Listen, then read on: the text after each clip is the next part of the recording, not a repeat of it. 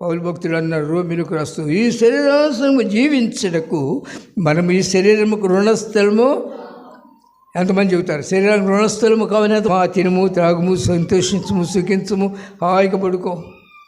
అయితే ఏమన్నాడు, ఒకటి సర్వలోకమును సంపాదించుకొని ఏం చేస్తా అంట, లోకాన్ని ప్రేమించిన వాడు తన ప్రాణమును పోగొట్టుకుంటాడు. గుర్తుపెట్టుకుంటే ప్రాణం అంటే నీ ఆత్మను నిత్య నరకానికి తీసుకెళ్తావు.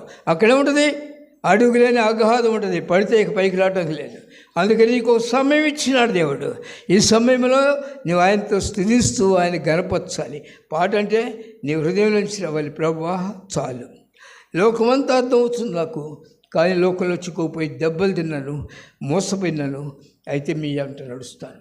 ఇక నా ముందున్న నీ జీవితం అంతా పాటు చేస్తున్నావు. ఏం చేసినావు, ఒంటరి కూర్చో దేవుని దగ్గర ప్రార్థన చేయి. నీ జీవితంలో ఎంత పాటు చేస్తున్నావు ప్రార్థన చేసి, ప్రభువా ఇక మీద నా శేష